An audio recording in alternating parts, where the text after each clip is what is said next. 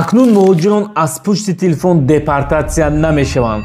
ҳар хел ҳолату воқеое ки рӯзҳои охир бо сабаби телефонӣ дар байни муҳоҷирон рух медиҳад албатта ки кам нестанд. бисёриҳо аллакай огаҳ ҳастед ки ҳоло муҳоҷиронро аз рӯи ҳуҷҷатҳояшон он қадар не махсусан аз рӯи телефонашон зиёдтар тафтиш карда қисми зиёдашонро мегардонанду ё ин ки депортатсия мекунанд.